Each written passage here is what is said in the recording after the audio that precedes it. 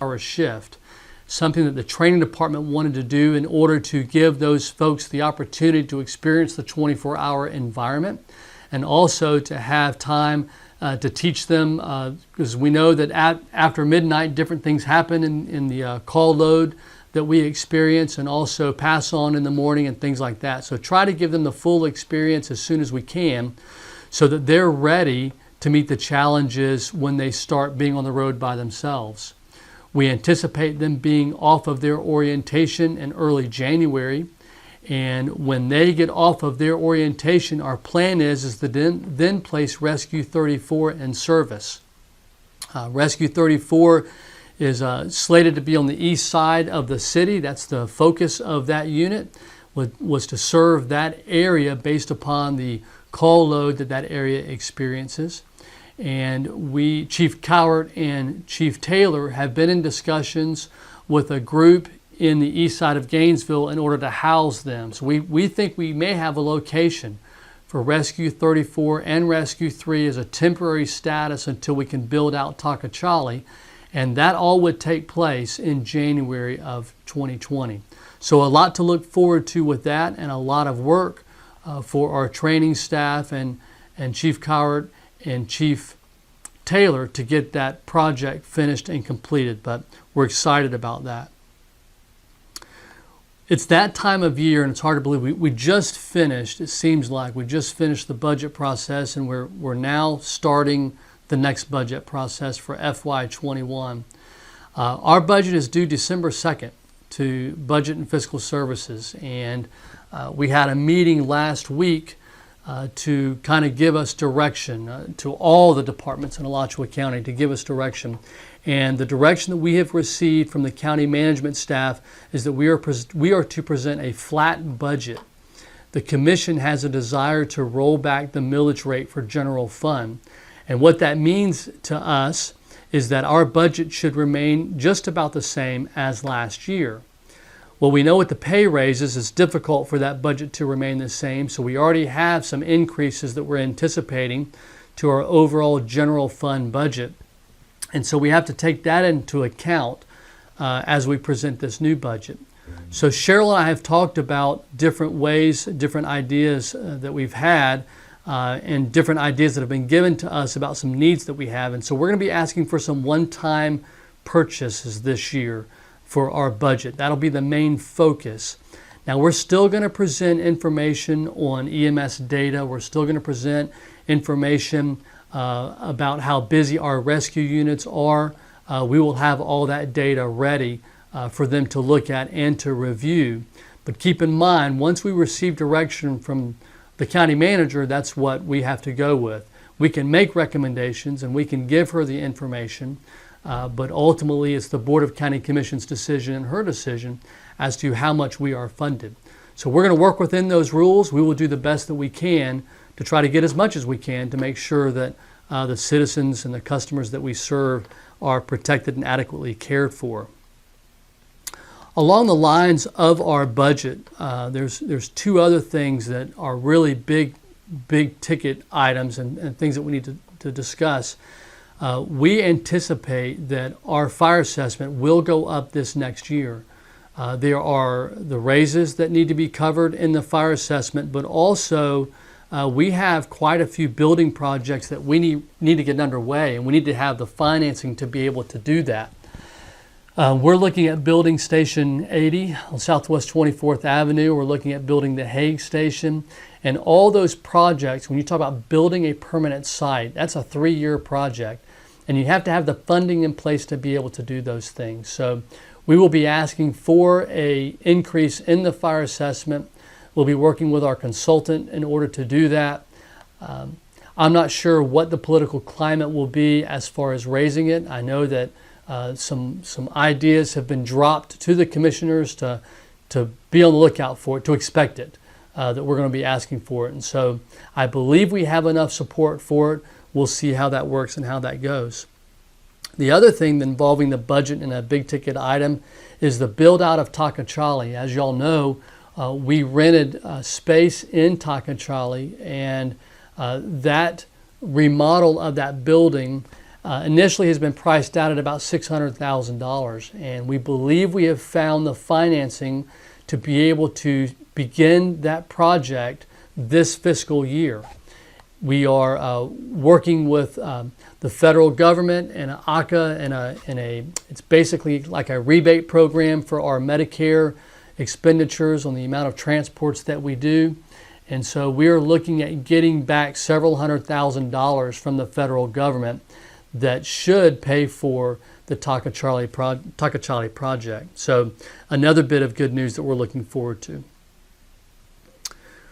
In January of this next year, we're also going to have a group that's going to come in and do an operational study on our entire organization. It's a group called RSM. This group has done it for facilities, and they've also done it for the HR department in the county. It's a group of consultants that comes in, and they measure everything about your organization and how efficient it is running, and they make recommendations based upon that. The county allotted quite a bit of money this year for this consultant group to come in and do it, recognizing that fire rescue would probably take the majority, if not all, of the budget dollars that they had set aside for that. So that's a good opportunity for us to tell our story. It's a good opportunity for us to talk about some of the needs that we have. And we're still waiting to meet with them. We've had to develop a scope of work of the different things that we want them to take a look at. And it's anywhere from central supply warehouse to the number of calls that we run, to the number of units we have on the road, to how ambulance billing does their job, how we do our job up here. So it's a top to bottom look at our organization. I would imagine that study is going to take several months for them to be able to gather all the information and interview all the different people that they need to interview to be able to get the work done. But really curious to see and interested to see what they find in their study. Next is, along with the collective bargaining agreement that was approved and voted on by the commission, they just voted on it Tuesday. So now the payroll staff here at headquarters is really working feverishly to make sure that all your paychecks are correct. And as you know, this was a huge change in how y'all are paid, how you're compensated. So I appreciate all the cooperation that you provided them in sending in all of your information about the different certificates and degrees and things like that you had. And with this many people that they are working on, and it's all being done, the retro pay is all being done by hand, I can imagine there's going to be some mistakes along the way. You just can't touch that many paychecks and there not be some. So when you get your paycheck, be sure to review it carefully. If you have any questions or concerns or find anything that you believe is an error, please send an email or call the payroll department here at headquarters. They will be more than happy to help you out. One of the announcements that I received the other day at our leadership meeting was from our manager, who has made an initiative this year to go out and visit crews more. And not just us, but Public Works and facilities, all the different departments. She has 1,000 employees that now work for Alachua County. And so every Thursday morning, she is going to go somewhere and just stop in and say hi and ask how things are going and what can we do better, and just ask those questions as a good leader should. And so I'm excited about her doing that. The information that I'm giving you is just to let you know that if you see the county manager on a Thursday morning, don't be surprised. Welcome her with open arms and have a discussion with her and offer her a cup of coffee. And if you can, get her on a rescue unit on her engine and have her ride a couple of calls with you. I think that would be fantastic. So that's started this Thursday, and so we'll see. I'm sure we'll get feedback as to where she goes and how her visits are going. We have a couple of other big things that are coming up that really will impact most of you directly. First is December 3rd through December 5th. There are 5 classes available. There's 3 morning sessions and 2 afternoon sessions. And it's the ESO Training. ESO is our new patient care reporting system, something that I'm really excited about that we are able to get in this year's budget. The reporting system is a much more user-friendly reporting system than what we've had in the past.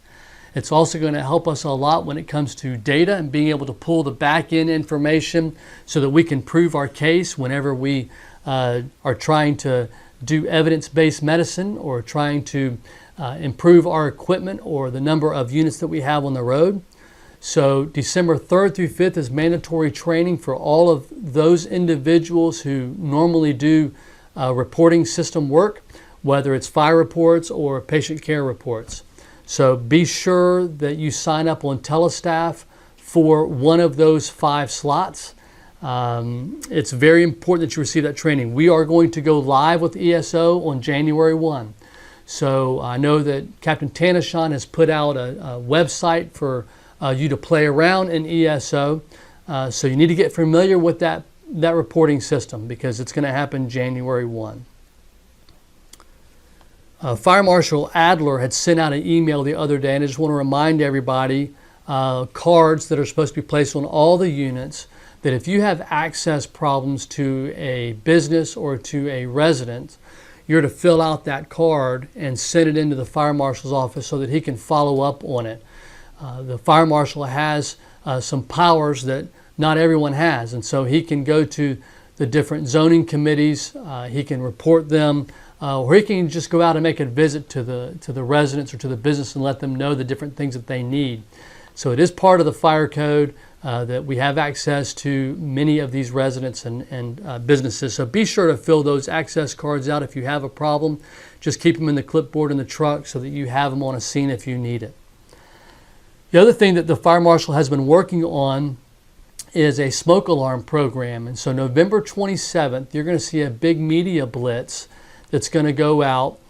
We have partnered with the Red Cross and all of the fire chiefs in Alachua County, the City of Gainesville Fire Department, along with all of our other municipal partners. And there's going to be representatives from every fire department in Alachua County that's going to be a part of this media blitz. And we're going to place smoke alarms all in Alachua County homes.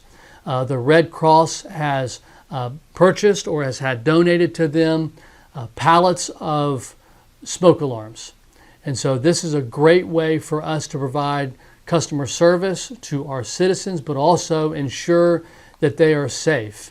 As you know, that there are homes that you go into from time to time that do not have a working smoke alarm, and those are the targets that we're looking for. And if you are in a home or any call that you go on, as you walk through that residence, if you look and you see a non-working smoke alarm, you will have a case of smoke alarms in your truck. And it's all they have to do is sign a piece of paper. You install the smoke alarm, and then that home is much safer. The people in that home are much safer after that. So there will be a brief instruction. It's very simple on how to install a smoke alarm, the locations that they should be in. But if you have any questions, feel free to contact our Fire Marshal, John Adler. He'll be able to help you out. Lastly, I just want to say the holidays are coming up. Want to wish everyone a happy holidays, Thanksgiving and Christmas. I want to make sure that all of you are safe during that time of year, and also just let you know that if there's anything we can do here at headquarters to help you, we would be more than happy to. This has been a brief podcast, but I wanted to get this information out to you since I missed last month. But I hope you have a safe and happy holiday. Thank you. Take care.